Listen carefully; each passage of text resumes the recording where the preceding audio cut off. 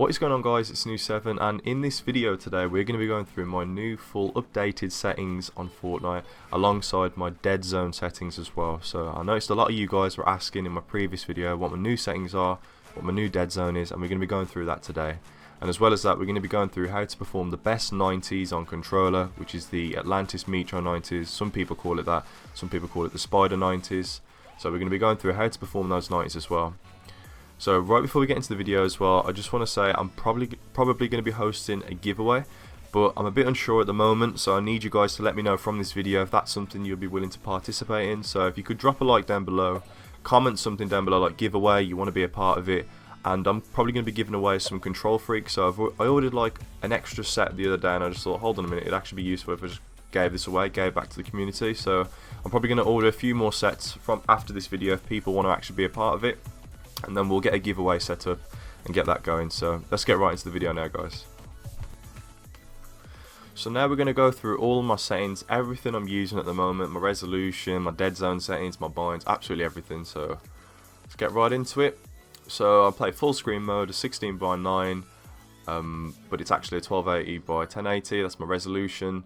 I play 144 frames per second frame limit, but I am going to be getting a new PC within the next couple of days. I'm keeping my fingers crossed because so many problems have went wrong, but I'm going to get this really good PC. It's got like a 2070 graphics card. It's really good, trust me guys. And I'm going to use this for playing Fortnite. This PC right now is going to be used for streaming. So if you guys want to give me a follow on Twitch, it's just NUU7. I'll put a link down below in the description and put it as a pinned comment as well. You can follow me on there. So then by the time I'm streaming, I know you guys have been waiting so long, you guys have been notified, and yeah, we'll be able to get some good streams going. I'm really looking forward to it, guys, and I am really sorry I've just delayed this for so long, and it's my own fault really, so I'm happy to, you know, get that going. So I play an epic view distance and everything else is off. I play the lowest settings possible, have VSync off, motion blur off, and show frames per second off. And then if you come over here, I play 0.7x and 0.65y, and then up to my targeting 0.5, scope 0.6. I play 2 building sense, but I was actually considering lowering this, so I'm a bit unsure at the moment. But with the 2 building sense, you can edit really quick, but I don't think it's that necessary. I mean, if you guys don't want to play a 2, I'd suggest playing like a 1.8. Honestly, 1.8 is probably just as good. I've still been able to beat a lot of people in 1v1s with a lower building sense than what I'm playing now. It's just personal preference.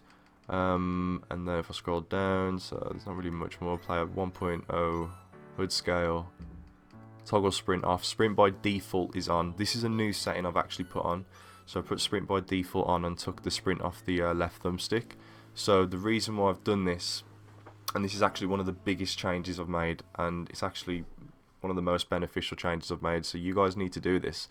And it just kind of, it takes off the pressure off the left thumbstick of you needing to sprint. There's probably a lot of you guys out there who actually already still got this on, or off, sorry. But I'd really recommend turning this on and taking your sprint off, like toggle sprint, so you have to click it. And my building got so much smoother purely because of that, because I didn't have to worry about constantly clicking the left thumbstick. At first it was very awkward to play. You are going to experience some discomfort in your gameplay. It's going to be weird. But once you have got used to it, give it a couple of days, I promise you, you'll think, why didn't I ever make this change? Probably a lot of you guys already out there in the comments have already made this change, and it's just me, well behind everybody.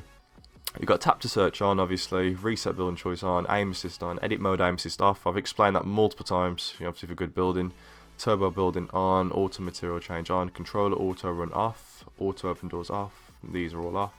Edit hold time is 0.12 for me. I haven't considered lowering it down. I think that's good enough. I don't know. I mean, I think it's fine. I can still edit really quickly. I mean, I may give it a test or something in the future to see if I can edit any better if I lower that down. So we'll look into that. All these are on. Sorry.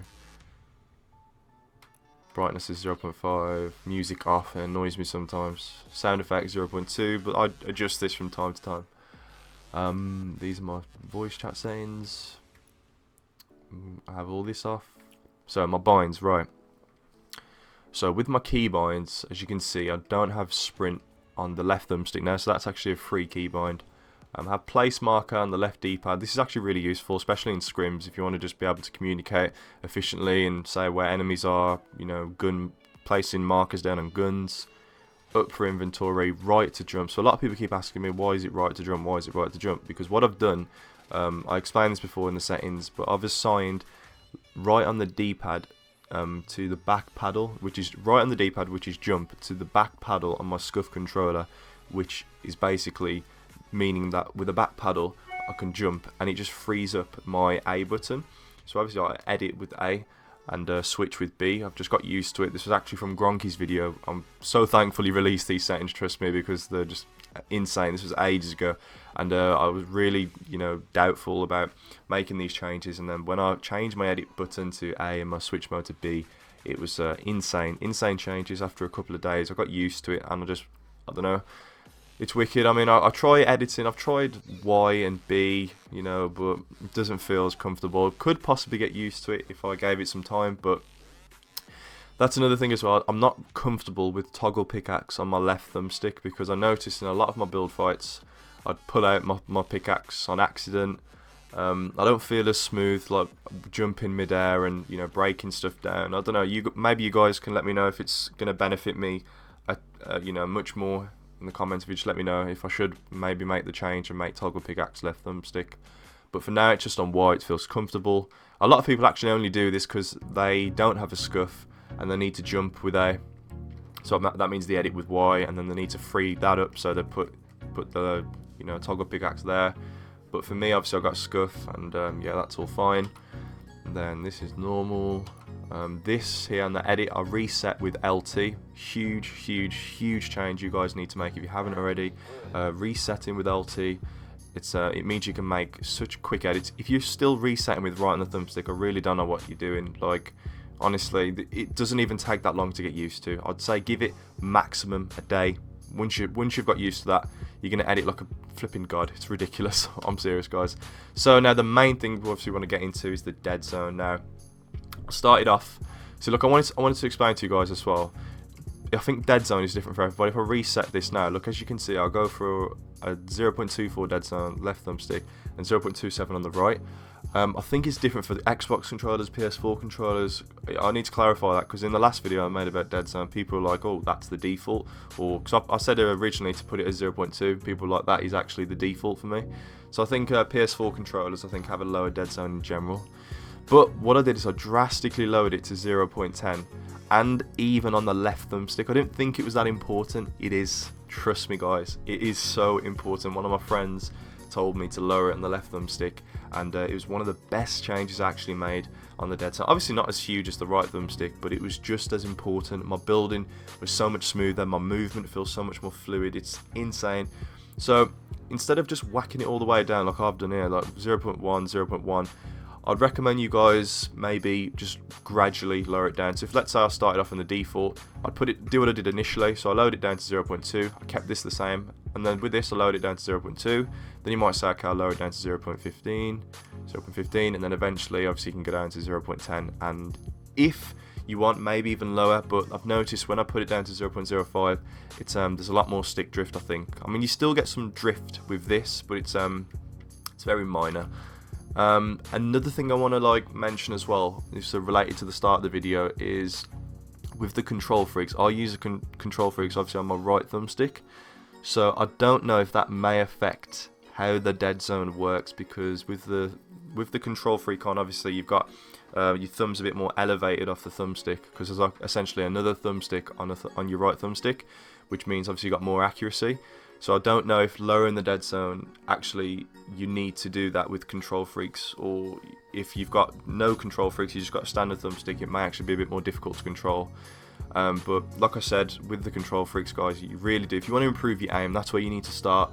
I've mentioned this before, but back in the Call of Duty Modern Warfare 2 days, my sniping was very average. The minute I switched to control freaks, I turned into an absolute beast with the sniper and free-for-all. I was always coming top of the leaderboards. It was crazy. It does help you aim insanely. So if you do actually want to purchase control freaks, you can use a discount code that I've got. I think it's 5% off, 10% off. Just use NUU7 when you go to the Control Freaks website, and then you just get yourself a small percentage off. But yeah, as well, I'm going to be hosting that giveaway as well. Obviously, after this video, see what people think. If people want to hopefully win some control freaks, obviously you guys just got to let me know down below in the comments, and let me know if you want to be a part of it. So that is going to be it for this video. I probably rambled on a bit with my settings, but I just wanted to give a full in-depth view, explain everything, and you guys can give me some feedback as well, like I said, on the pickaxe, whether it should be left on the thumbstick or carry on using my pickaxe with Y if it's necessary. And yeah, that is it. All I want you guys to do as well is just follow me on all my socials. I don't usually promote my socials a lot. Twitter is new7_official. I'll put it on screen, put a link in the description. Instagram new7_official, and Twitch is just new7. So I'll put the links down there for everything. I'd really appreciate it if you guys gave me a follow and everything. I want to start getting a bit more active on things like Twitter, because I don't really go on it a lot. I want to start posting more clips to my Instagram page, and yeah, just get a bit more interactive with my audience. So I also do a lot of Discord 1v1s as well. So one thing I am going to do when the stream gets up and running is we're going to do some 1v1s with viewers and stuff. You know, just to mess around, just have some fun, jump in a creative. We'll do some 1v1s, 2v2s. We can even get some scrim practice going on, which I'm really looking forward to. So I hope you guys have enjoyed this video, and I hope now, you know, you've got a bit more of an understanding about what settings you want to choose if you want to get some control freaks, the best dead zone for you, and yeah.